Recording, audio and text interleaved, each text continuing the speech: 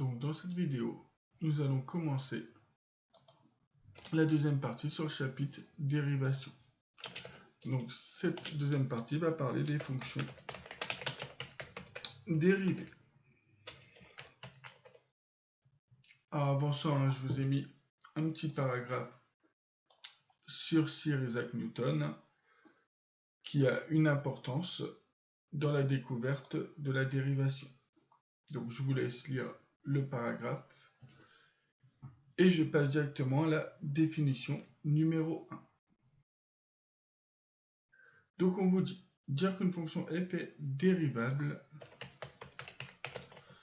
donc sur un intervalle i signifie que pour tout a appartenant à cet intervalle, f' de a, f' de a existe. Donc ça signifie, je vous rappelle que f' de a,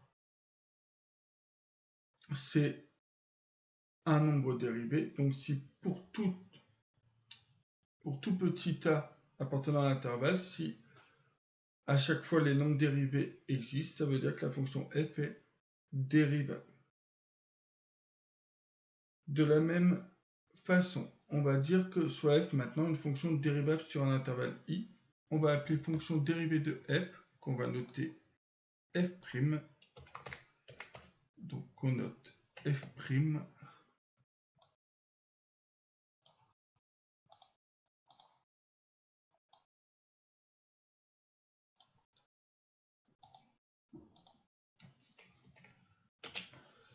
la fonction qui associe à tout nombre x de i le nombre dérivé de f en x. Ça va se noter f' de x.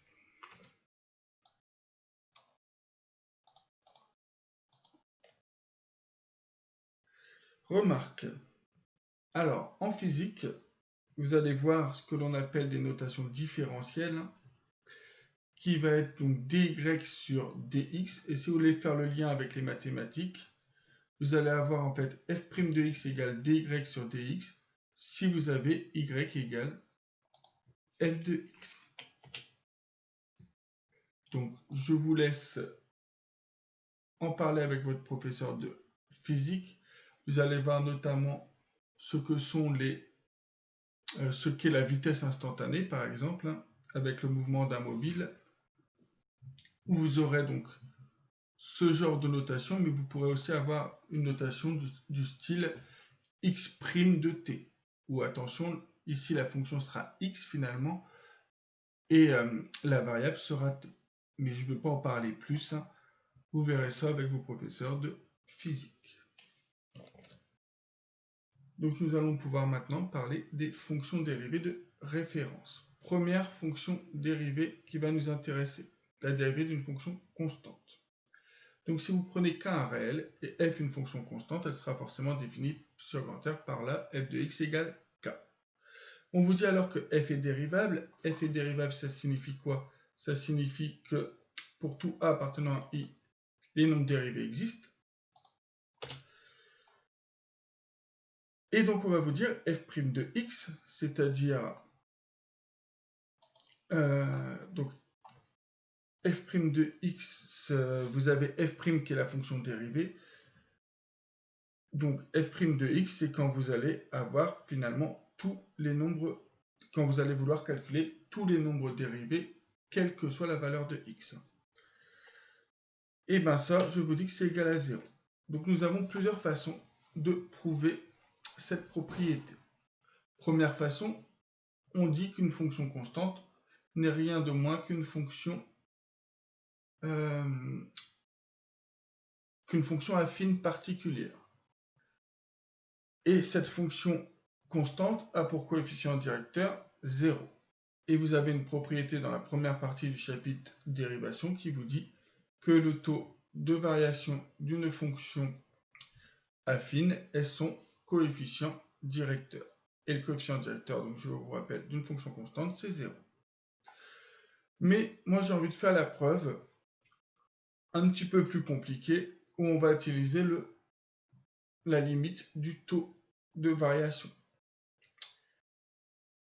Donc si vous prenez f de x égale k, f de a va donc valoir, donc vous voyez qu'il n'y a pas de x ici, hein, donc f de a vaut k. F de a plus a vaut aussi k. Donc vous pouvez remplacer x par n'importe quoi, de toute façon, l'image sera toujours k. Donc la différence entre les deux sera k moins k, c'est-à-dire 0. Ce qui signifie que le taux d'accroissement, ça va être 0 sur h, et 0 sur h, c'est 0. Et si vous voulez faire la limite du taux d'accroissement, vous obtiendrez alors la limite de 0 quand h tend vers 0. Bon, bah là, ça fait 0. Donc ça, maintenant, vous avez donc la limite qui existe, donc ça fait f' de a.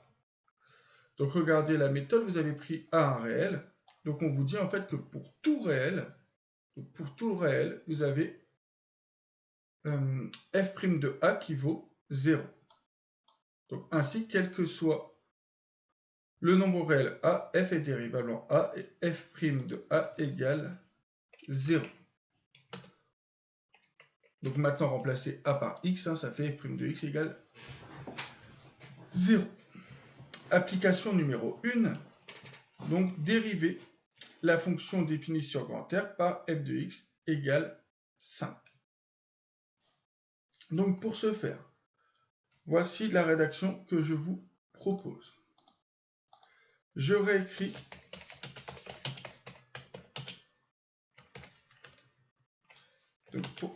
l'énoncé, donc f de x égale 5. Donc pour tout réel x, f de x égale 5, la fonction dérivée est aussi définie sur grand R ici, et f' de x, f de x égale 5, 5 étant une constante, quand on dérive 5, ça fait 0. Alors oui, dans ma façon de parler sur les dérivés, je vais faire un peu des raccourcis en disant, au lieu de dire la fonction dérivée de, je vais dire la dérivée est, bon, c'est un raccourci pour aller plus vite. Hein. Maintenant, dérivée d'une fonction affine et linéaire. Eh bien, je vais vous dire, soit f, une fonction affine, définie sur grand R par f de x égale, alors là, je le définis comme ax plus b1. Alors déjà, avant de dire ça, je vais dire soit a et b des réels. Donc, soit a et b deux réels. Donc, soit f, une fonction affine définie sur R par f de x égale ax plus b. Si vous voulez écrire mx plus p, vous écrivez mx plus p, ça ne change rien. Alors, je vous dis que f est dérivable sur grand R. Et pour tout x de R, f' de x est égal au coefficient directeur, c'est-à-dire a. Donc, preuve, on l'a déjà prouvé dans le chapitre, donc c'est pas le chapitre 1, c'était dans le chapitre 1, dans le chapitre dérivation 1. Donc dans le chapitre dérivation 1, quand on a vu que, donc je vous ai fait la remarque tout à l'heure, le taux de variation d'une fonction affine définie sur grand R par f de x égale à x plus b est le coefficient directeur de la droite d'équation y égale à x plus b. Donc voilà l'une des preuves possibles pour cette propriété 2. Vous auriez pu aussi, très bien, faire le taux d'accroissement et sa limite. Vous auriez trouvé aussi que c'était égal au coefficient directeur. Propriété 3, donc cas particulier. Soit f une fonction linéaire. Donc la fonction linéaire, il va rester que ax. Donc défini sur R par f de x égale à x. Alors si vous aviez pris m, vous auriez donc u mx. Alors f est aussi dérivable sur grand R, et pour tout x appartenant à grand R, f' de x est aussi égal au coefficient directeur, puisque c'est un cas particulier. Alors pareil, je vais commencer par dire soit a un réel, pour essayer d'être le plus rigoureux possible. Donc voilà pour une fonction linéaire, ce qui va nous dire au passage que quand on dérive a fois x, donc un réel fois x, sa dérivée, il ne reste plus que a. Ça peut être intéressant de le savoir. Propriété 4, nouveau cas particulier. Si vous avez la fonction f, donc une fonction linéaire particulière, définie sur grand R par f de x égale x. En fait, c'est la fonction identité. Alors, cette fois, donc, f est dérivable sur grand R, et pour tout x appartenant à grand R, f' de x égale, c'est quoi le coefficient directeur ici? C'est le nombre devant le x, donc c'est 1. Ce qui veut dire que la dérivée de x, en résumé, la dérivée de x, c'est 1.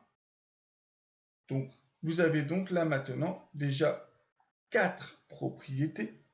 Première propriété, la dérivée d'un réel, c'est 0. La dérivée d'une fonction affine, c'est le coefficient directeur. La dérivée d'une fonction linéaire, c'est le coefficient directeur.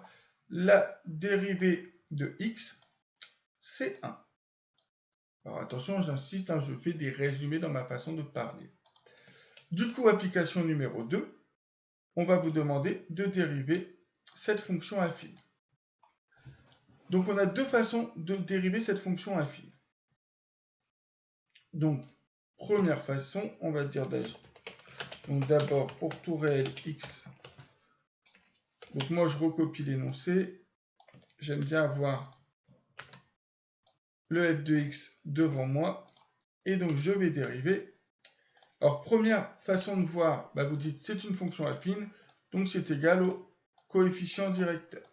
Donc, il reste moins 9. Donc, première façon, on applique la propriété 2.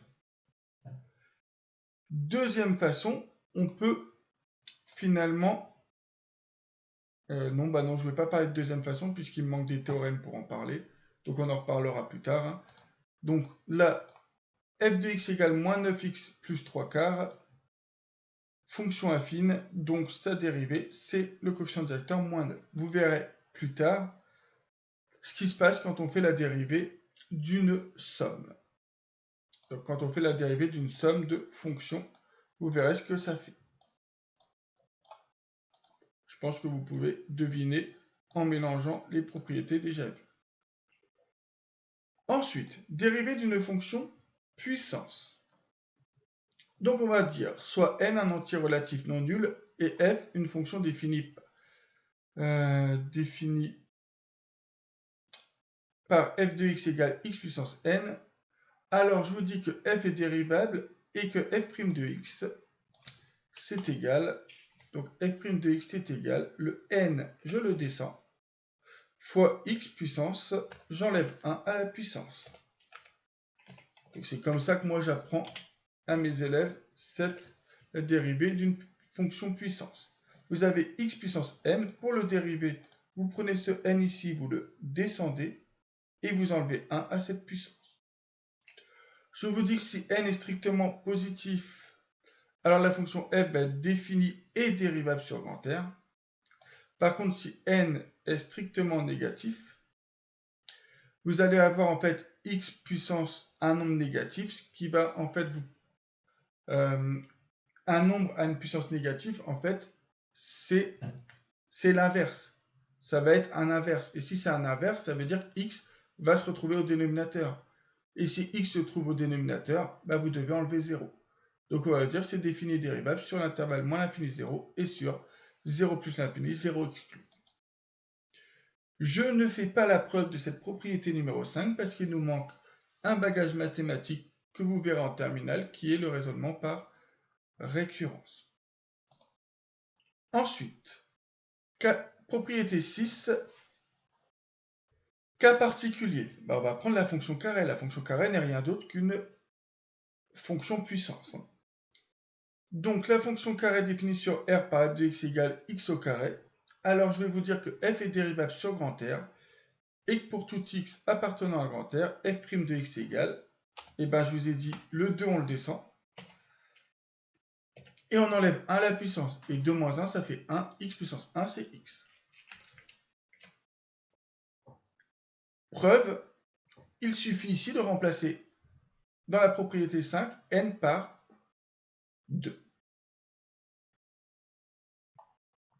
Ou, je vous dis, on avait aussi prouvé ce théorème dans... Alors, c'est pas le chapitre 5.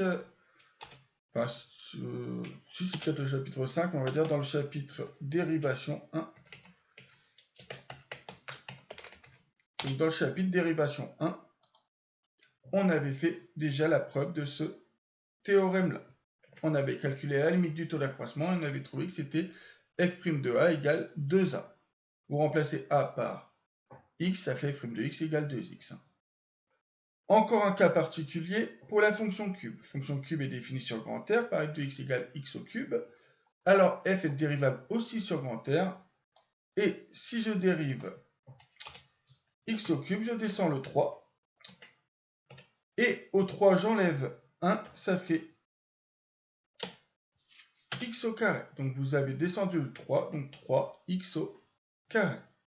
Pareil pour la preuve, il suffit de remplacer n par 3 ou de faire la limite du taux de variation. Donc application numéro 3, on va voir si vous avez compris.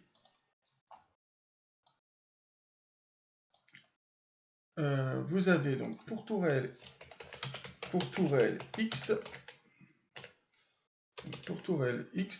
je renote l'énoncé, donc f de x égale x puissance 7. Quand je veux dériver ça, donc normalement là, en regardant la vidéo, vous me dites le résultat. Donc le 7, on le descend. X puissance, le 7, je lui enlève 1, x puissance 6. Donc voilà la dérivée de x puissance 7. On enchaîne.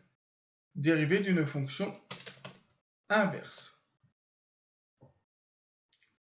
Donc soit f une fonction définie sur R étoile. Par f de x égale 1 sur x. Donc on ne peut pas diviser par 0, c'est pour ça qu'on prend R étoile. Alors f est dérivable sur R étoile. Alors bon, comment dire? Il y a un débat sur le fait que, est-ce qu'on peut dire que f est dérivable sur R étoile ou s'il faut dire f est dérivable sur moins l'infini 0 exclu et sur 0 exclu plus l'infini. Bon, on va pas s'embêter, nous sommes en première, on va pas polémiquer sur de la dérivabilité, donc disons que c'est dérivable sur R étoile. Et pour tout x appartenant à R étoile, f' de x égale moins 1 sur x au moins 1, c'est 10 sur x au carré. Donc la dérivée de 1 sur x, c'est moins 1 sur x carré. Alors, deux façons de faire la preuve. Première façon, en faisant un cas particulier de la fonction de puissance. Puisque, regardez, la fonction inverse, donc la fonction inverse qui est 1 sur x, c'est finalement x puissance moins 1. Donc c'est x puissance moins 1. Donc là, je ne m'occupe pas de l'ensemble de dérivabilité. Hein. Quand on dérive, f' de x égale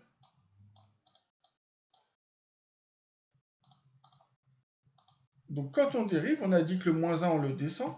Donc ça fait moins 1. Et on enlève 1. On enlève 1 à moins 1, ce qui fait moins 2.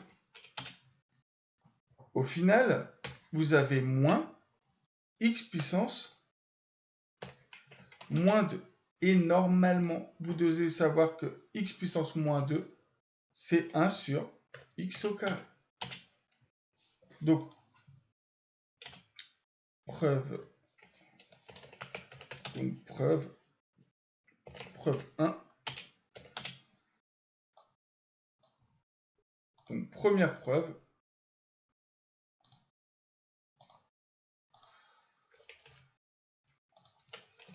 Vous utilisez ça. Deuxième preuve.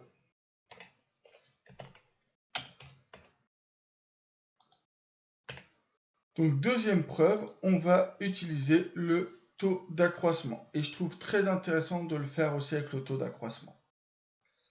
Donc, nous avons 1 sur x. Donc, f de a, c'est 1 sur a. F de a plus h, c'est 1 sur a plus h. La différence des deux, 1 sur a plus h moins 1 sur a. Et là, comment on fait? Eh bien, on va mettre sur le même dénominateur.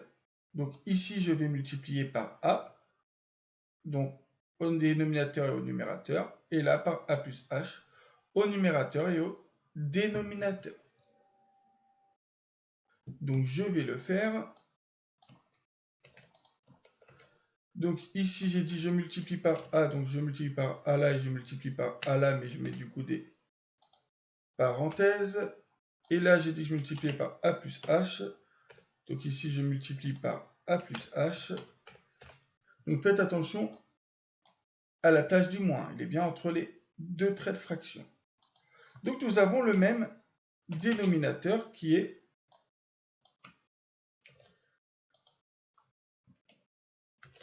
ça. Et là, au numérateur, j'ai a moins a moins h. Faites attention. Donc moins devant une fraction, c'est comme si ici on avait des parenthèses. Tout ça pour dire à la fin que nous avons a moins a, ça s'annule, moins h. Donc nous avons moins h sur ça. Donc maintenant, nous allons faire le taux de variation. Le taux de variation, c'est un quotient. Donc vous allez avoir ici au numérateur ça et au dénominateur ça. Et bien cette quantité divisée par h, il va vous rester. Donc on divise par h, et en fait on va diviser par h ici. Donc ça fait moins 1 sur ça. Et maintenant, je vais faire la limite quand h tend vers 0. Donc la limite de ça quand h tend vers 0. Alors quand h tend vers 0, donc ici ça tend vers 0, donc il reste ici a. Donc il reste a fois a au carré. Vous avez bien moins 1 sur a au carré. Ce qui est égal à f' de a. Et donc vous allez pouvoir dire...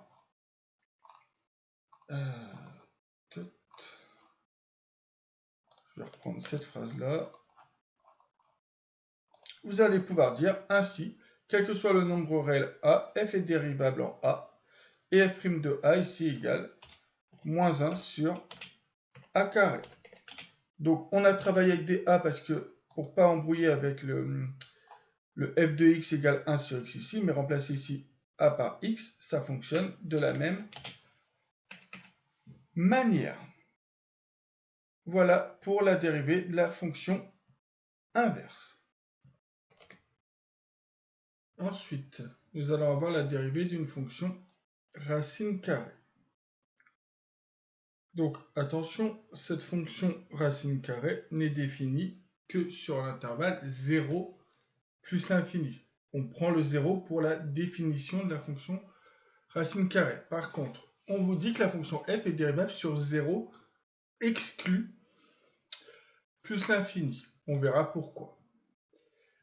Et donc pour tout x appartenant à cet intervalle, f' de x égale, donc quand on dérive la fonction racine carrée, vous avez 1 sur 2 racine carrée de x. Donc voici la dérivée de la fonction racine carrée. Alors, donc, si on prend a, un réel strictement positif, alors on va montrer que la fonction f définie sur l'intervalle 0 plus l'infini par f de x égale racine carrée de x est dérivable en a. Comme à chaque fois, on va prendre h différent de 0. Donc on va calculer f de a. F de a, c'est racine carrée de a. Ensuite, f de a plus h, c'est racine carrée de a plus h. Faites bien attention, nous ne pouvons pas couper la racine carrée. C'est-à-dire la racine carrée de a plus h, c'est pas égal à racine carrée de a plus racine carrée de h. La fonction racine carrée, c'est la fonction racine carrée, ce n'est pas une fonction linéaire. Du coup, on va faire la différence de ces deux choses-là. Alors ça, moins ça. Voilà on ne voit pas trop comment l'écrire autrement, donc bon, bah, on va faire que le taux d'accroissement, c'est le quotient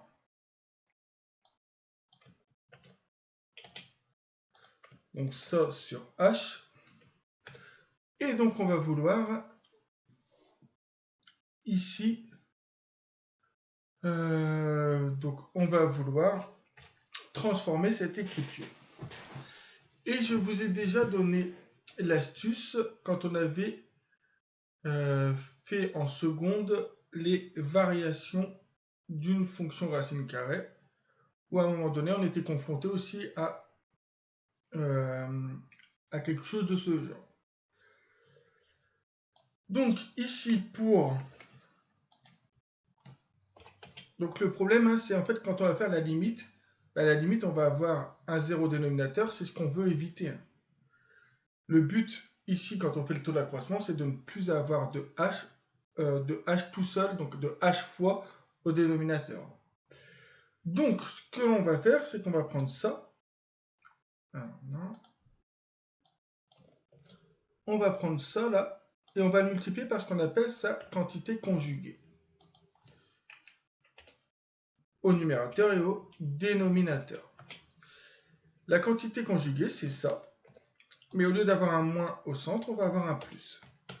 Bien sûr, s'il fallait faire la quantité conjuguée de ça, on aurait mis un moins au centre. Donc je le multiplie au numérateur, donc je dois, pour garder l'égalité, le multiplier au dénominateur. Alors, à quoi ça va servir ça? Eh bien, vous voyez ici qu'au numérateur, maintenant, nous avons une identité remarquable. Nous avons ça qui est identique à ça, et ça qui est identique à ça. C'est le principe de la quantité conjuguée. Donc maintenant, vous avez un moins ici, un plus ici. Vous avez l'identité remarquable. Alors je vais mettre un grand A moins grand B, facteur de grand A plus B, qui est égal à grand A au carré moins grand B au carré. Ce qui signifie que vous allez avoir ça au carré. Donc ça au carré. Alors je vais le mettre entre parenthèses pour qu'on voit bien que c'est tout ça que je mets au carré. Donc ça au carré moins ça au carré.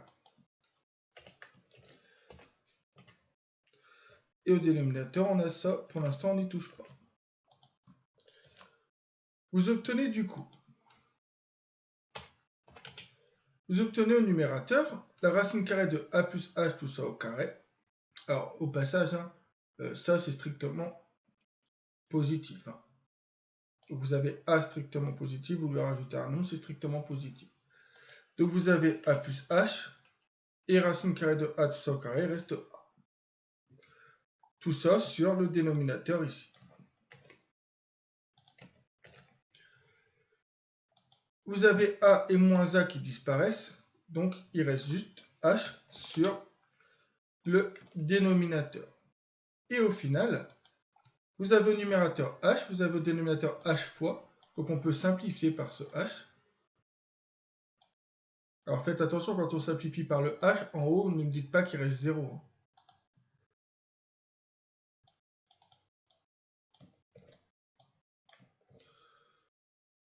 Et donc il reste 1 sur cette quantité-là.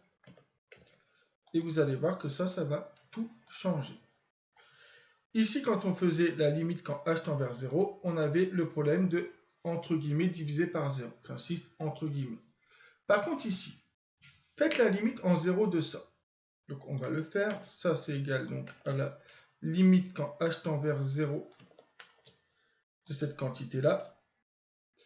Et donc, tendons h vers 0. Donc si je tends h vers 0, a plus h, il reste a. Donc racine de a plus h, ça tend vers racine de a. Et racine de a plus h plus racine de a, du coup vous avez 2 racines de a. Au final, il vous reste 1 sur 2 racine de a quand vous avez tendu a, h, quand vous avez fait, quand vous avez tendu h en 0. Donc la limite existe. Et donc ça, c'est égal à f' de a. Voilà. On va pouvoir écrire ça.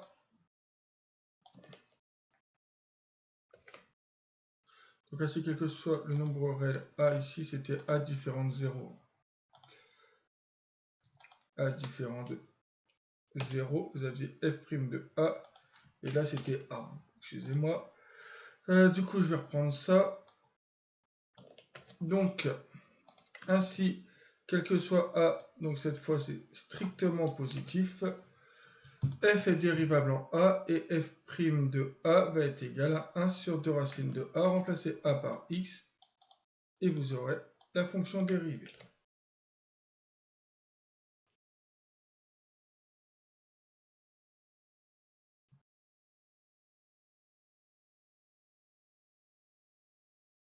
Voilà.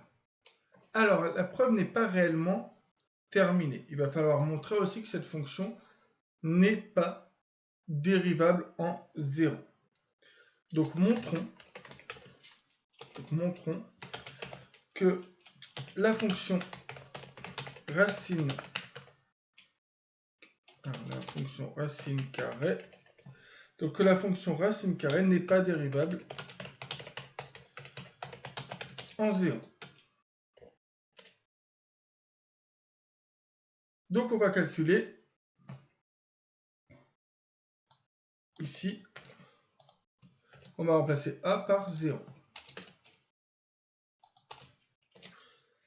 Ce qui au final va faire, donc je fais directement le calcul pour le coup, vous allez avoir donc du coup racine carrée de 0 plus h. Vous avez racine carrée de 0 plus h moins racine carrée de 0 sur h. Et donc j'ai dit f de 0, c'était racine carrée de 0. Voilà. Donc ça vous donne racine de h sur h. Donc racine de h sur h.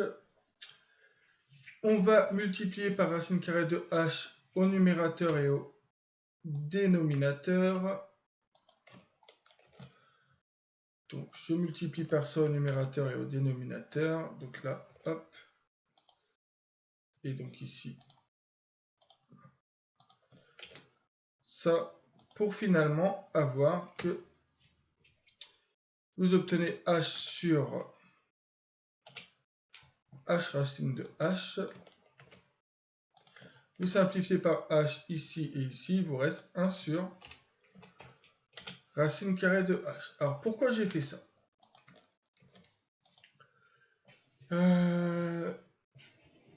Pour vous montrer en fait que le taux d'accroissement, quand on avait ça, on ne pouvait pas dire grand chose dessus. Par contre ici, quand vous avez 1 sur une quantité qui est positive, vous allez pouvoir dire que lorsque petit h prend des valeurs de plus en plus proches de 0, de plus en plus proches de 0, donc quand vous prenez des valeurs de plus en plus proches de 0, et bien ça là, alors,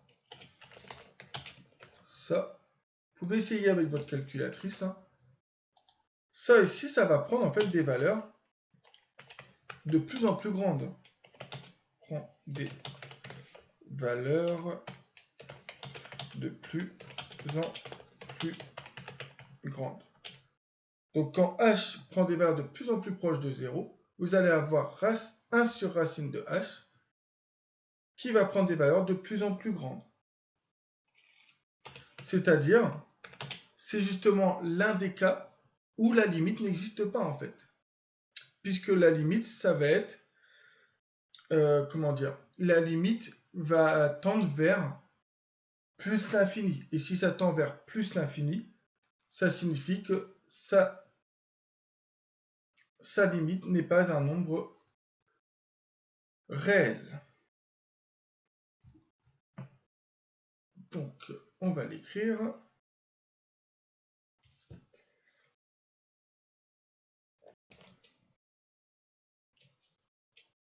Alors,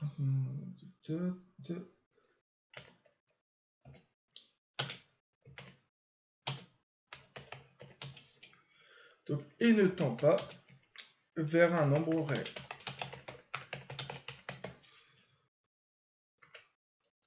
Donc la fonction, bon, je vais l'écrire là, donc la fonction racine carrée n'est pas dérivable en 0. Puisqu'on a montré que le taux prend des valeurs de plus en plus grandes, donc la limite, c'est égal, alors, normalement je ne dois pas le dire, mais la limite c'est plus l'infini, donc ça ne va pas. Voilà.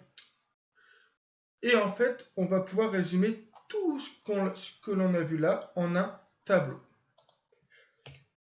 Au final, ce que je vous conseille, c'est d'apprendre ce tableau-là.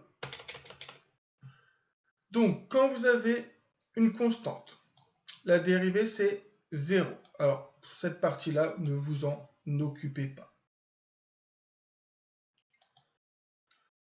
La dérivée de x, c'est 1. La dérivée de a fois x, c'est a. La dérivée de x carré, c'est 2x. La dérivée d'une puissance, vous descendez le n et vous enlevez 1 à la puissance. La dérivée de l'inverse, donc la dérivée de la fonction inverse, vous avez moins 1 sur x carré. La dérivée de racine de x, c'est 1 sur 2 racines de x.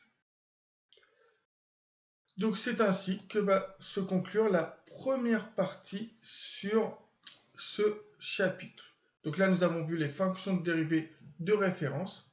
La prochaine fois, nous verrons les opérations sur les dérivées. Alors, au passage, il va nous rester 2 fonctions dans l'année à voir.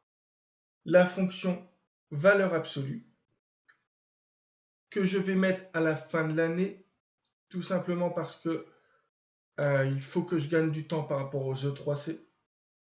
Et la fonction exponentielle, qui est vraiment un gros bloc, donc un gros chapitre, donc où on étudiera la fonction dérivée de ces 2 fonctions, hein, donc quand on étudiera ces fonctions. Donc c'est ainsi que se termine cette vidéo.